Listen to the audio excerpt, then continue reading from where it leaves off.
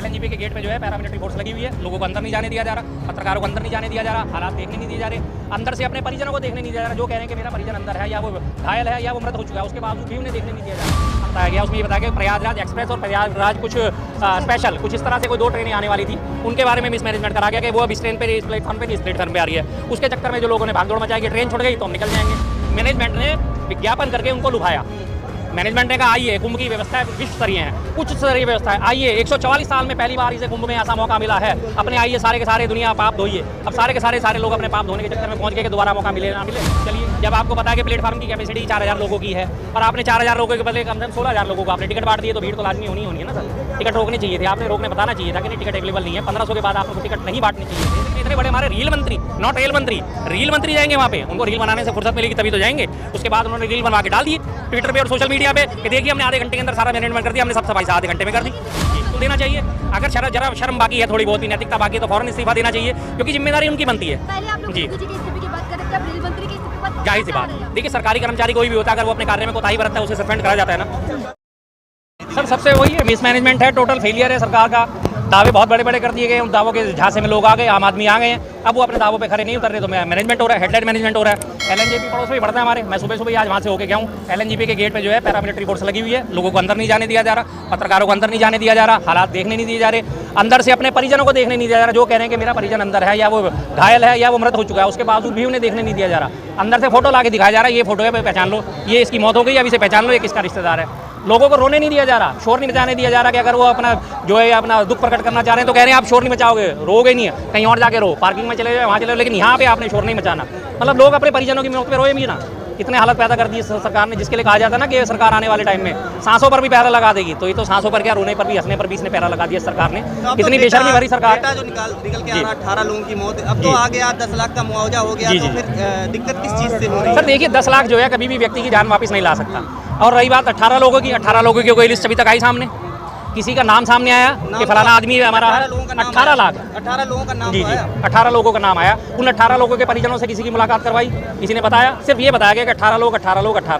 अब वो 18 के अंदर 18 हैं या 250 हैं या 150 हैं या 200 हैं, किसी के बारे में कोई जानकारी दे रहे हैं? घुसने दीजिए आप, पत्रकारों को क्या दिक्कत है? अगर 18 ही हैं तो पत्रकार जाएंगे, सच निकाल लाएंगे, क्या परेशानी है आपको? भाई मैं झूठा नहीं हूँ तो मैं किस बात से डरूँ? भगदड़ की घटना हुई कैसे? ये भगदड़ की घटना जी देखिए, वहाँ पे जो बताया गया उसमें ये बताया गया प्रयागराज एक्सप्रेस और प्रयागराज कुछ स्पेशल कुछ इस तरह से कोई 2 ट्रेनें आने वाली थी, उनके बारे में मिसमैनेजमेंट करा गया कि वो अब इस ट्रेन पे इस प्लेटफॉर्म पे इस प्लेटफॉर्म पे आ रही है। उसके चक्कर में जो लोगों ने भागदौड़ मचाई कि ट्रेन छूट गई तो हम निकल जाएंगे, प्लेटफॉर्म चेंज करने के चक्कर में जो इस तरह की बातें करी जाती हैं, उसमें भगदड़ मची और लोग फिर देखते तो है नहीं।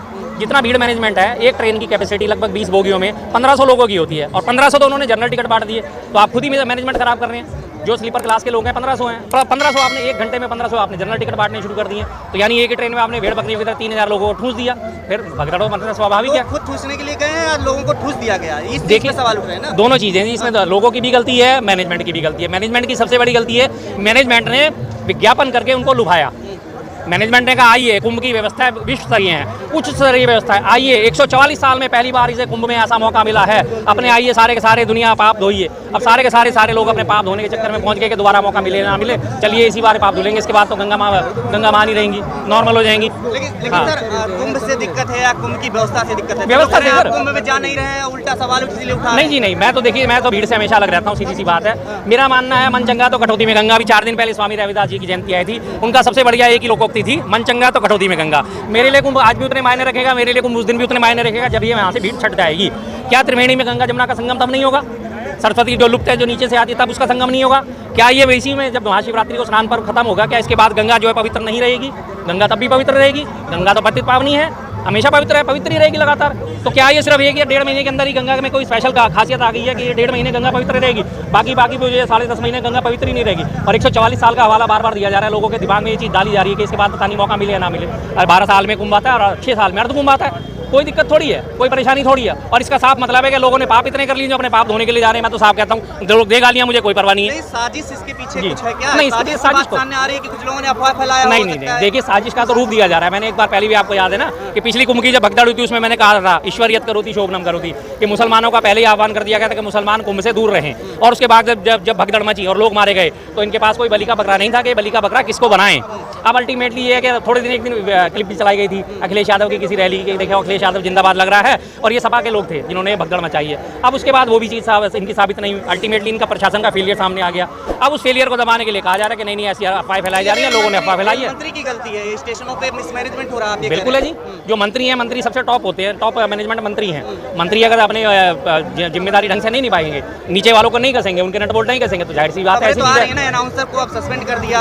अनाउंसर की इसमें क्या गलती है सर? अनाउंसर ने टिकट बांटने हैं। जब आपको पता है कि प्लेटफॉर्म की कैपेसिटी 4000 लोगों की है और आपने 4000 लोगों के बदले कम से कम 16000 लोगों को आपने टिकट बांट दिए, तो भीड़ तो लाजमी होनी है ना सर। टिकट रोकने चाहिए थे, आपने रोकने बताना चाहिए था कि नहीं टिकट अवेलेबल नहीं है। 1500 के बाद आपको टिकट नहीं बांटने चाहिए थे। लेकिन नरेंद्र मोदी ने शोक संवेदना व्यक्त की है। जी वो तो करेंगे, बिल्कुल शोक संवेदना तो व्यक्त सभी करेंगे, उसमें कोई बात नहीं। उनके लिए तो एक रोजमर्रा रूटीन का काम है। अभी पीछे आपने याद होगा, आज है कितनी 17 तारीख हमारी, 15 फरवरी को 14 फरवरी को पुलवामा डे था, उस पर भी उन्होंने शोक संवेदना प्रकट करी थी जब हमारे 44 सैनिक शहीद हुए थे। लेकिन बाद में उन्हीं के नाम पे उन्होंने वोट भी मांगे थे।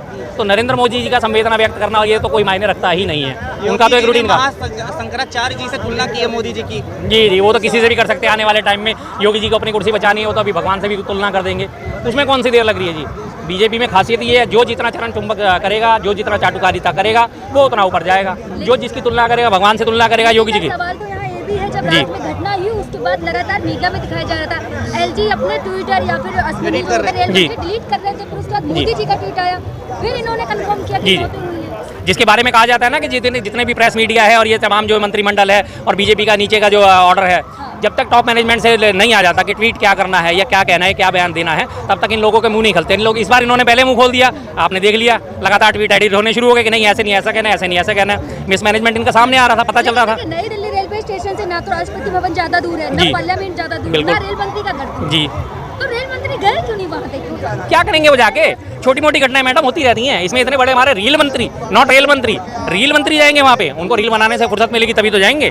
उसके बाद उन्होंने रील बनवा के डाल दी ट्विटर पे और सोशल मीडिया पे कि देखिए हमने आधे घंटे के अंदर सारा मैनेजमेंट कर दिया, हमने सब सफाई आधे घंटे में कर दी। रेल मंत्री ने साफ नई ट्रेनें लॉन्च करने से पहले तो प्रयागराज जाने कहा था कि हमने व्यवस्था कर रखी है। जी कितने भी लोग आए? बिल्कुल जी, हाँ जी। उन्होंने क्या घोषणा करी थी आपको मालूम है? उन्होंने कहा हम 13,000 ट्रेनें चला रहे हैं कुंभ के लिए, ट्रेनें टोटल 13,000 चलाएंगे कुंभ के लिए। हमारे देश में परिचालन ही 8,702 ट्रेनों का होता है।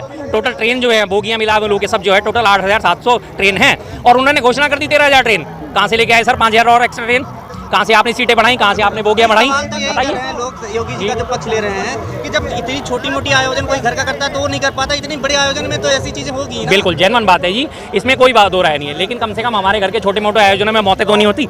हमारे घर के छोटे मोटे आयोजनों में क्या होता है, खाना कम पड़ जाएगा, आइसक्रीम कम पड़ जाएगी, कॉफी कम पड़ जाएगी, किसी में नमक तेज हो जाएगा, किसी में कम हो जाएगा। बिल्कुल देना चाहिए। अगर जरा शर्म बाकी है, थोड़ी बहुत भी नैतिकता बाकी है तो फौरन इस्तीफा देना चाहिए, क्योंकि जिम्मेदारी उनकी बनती है। पहले आप लोग योगी जी के इस्तीफे की बात कर रहे थे, अब रेल मंत्री के इस्तीफे की बात। जाहिर सी बात, देखिए सरकारी कर्मचारी कोई भी होता है, अगर वो अपने कार्य में कोताही बरतता है उसे सस्पेंड करा जाता है ना, उसे बर्खास्त भी करा जाता है ना। तो ये भी तो सरकार चला रहे हैं, तो इनके इस्तीफे क्यों नहीं होने चाहिए?